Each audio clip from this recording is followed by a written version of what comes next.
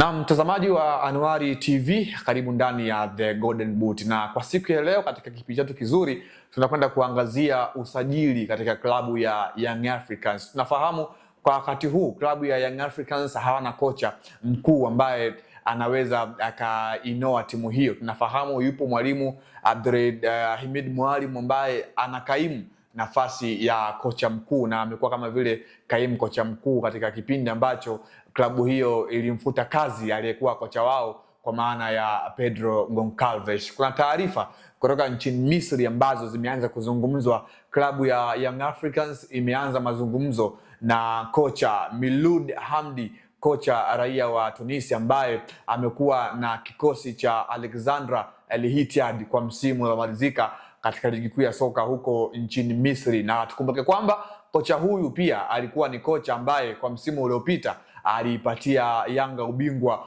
wa ligi kuu soka nchini Tanzania bara, lakini pia ubingwa wa kombe la shirikisho la TFF kwa maana kombe la shirikisho la CRDB. Kwa hiyo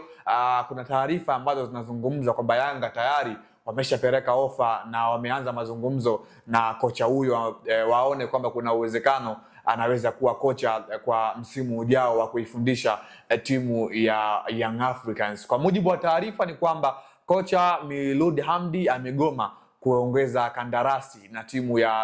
Al Ittihad Alexandria ya huko nchini Misri kutokana na sababu ambazo kutokuelewana vizuri na viongozi wa klabu hiyo. Tukumbuke kwamba Miloud Hamdi kwa msimu uliopita akiwa na Al Ittihad Alexandria alimaliza msimu akiwa katika nafasi ya 10 akiwa na pointi zake 25. Tukumbuke kwamba ligi kuu soka nchini Misri ni ligi ambayo inaundwa na timu 21. Kwa hiyo Miloud Hamdi alihitimu ama aliishia katika nafasi ya 10 katika msimu uliomalizika huko katika ligi kuu ya soka nchini Misri. Young Africans kuna imani ambayo wameiweka kwa kocha huyu raia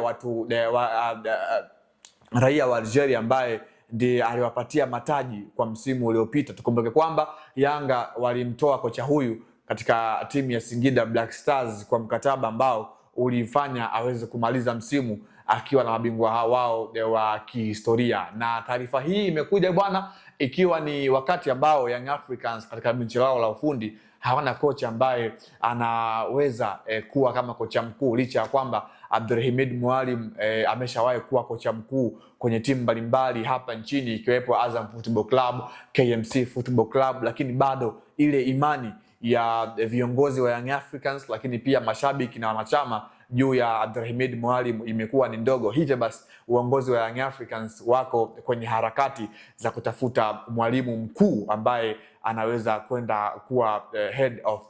technical katika kikosi hiko cha mabingwa wa kihistoria. Miloud Hamdi ni kocha ambaye anafahamu mazingira ya soka la Tanzania. Nimekuambia hapa kwamba kwa msimu uliopita alijiunga na Young Africans akitokea kwenye kikosi cha Singida Black Stars ambao wao ndio waliomleta katika ardhi ya Tanzania. Ni kocha ambaye anafahamu kitu gani ambacho Young Africans wanahitaji, lakini pia ni kocha ambaye kwa msimu uliopita aliondoka Young Africans mara baada ya dili kubwa ambalo alilipata kutoka kwenye kikosi cha Al Masry ambayo ndio alikwenda kuitumikia kwa muda mfupi kabla ya kuondoka kwenye timu hiyo na kujiunga na timu ya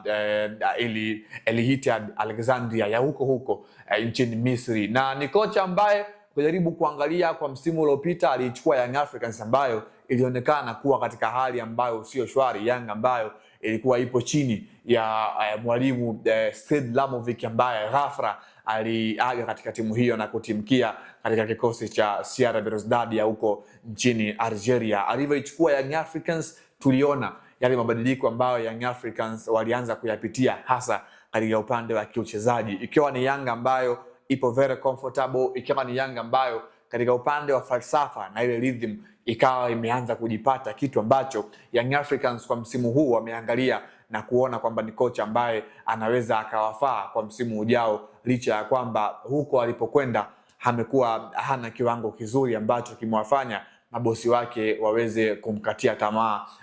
moja kwa moja. Lakini pia kuna uwezekano wa Young Africans kutaka kuweza kumbakisha kocha Abdulhamid Mwalim, kwa sababu ni kocha ambaye ameshawahi kufanya kazi na kocha huyu kwa maana ya Miloud Hamdi kwenye msimu uliopita, kabla ya hawa wote wawili kuweza kuondoka kwa nyakati tofauti tofauti. Kwa hiyo ni makocha ambao Young Africans wamejaribu kuwaona na kuamini, kuwatafuta ama kutafuta combination ambayo wanaweza kwenda kuifanya kwenye timu hiyo ya Young Africans kwa msimu ujao. Na Miloud Hamdi ni kocha ambaye tayari ameshakuwa na bahati kama sio kismati cha makombe ya ligi kuu soka nchini Tanzania bara, kama nilivyokuambia kwamba kwa msimu uliopita akiwa na Young Africans alishinda mataji mawili, ikiwemo kombe la ligi kuu ya soka nchini Tanzania bara ambako ilimlazimu abakie mpaka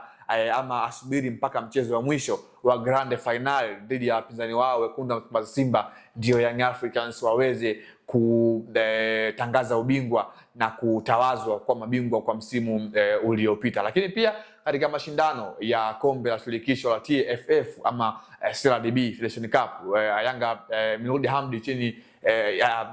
kwa maana ya Young Africans chini ya mwalimu Miloud Hamdi walitoa ubingwa huo mara baada ya kuifunga klabu ya zamani ya kocha huyo kwa maana ya Singida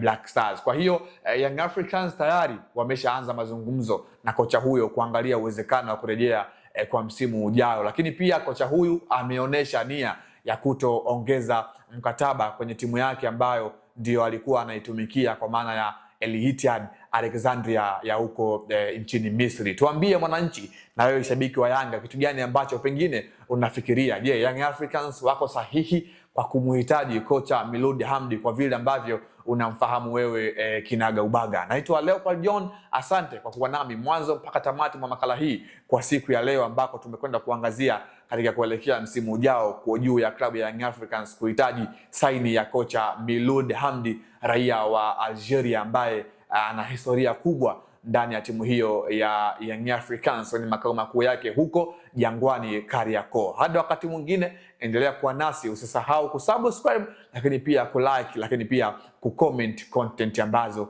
tumekuwa tunakufikishia moja kwa moja, kwa maana wewe ndiye wa thamani zaidi kwetu siku zote. Hadi wakati mwingine, endelea kuwa nasi, chao.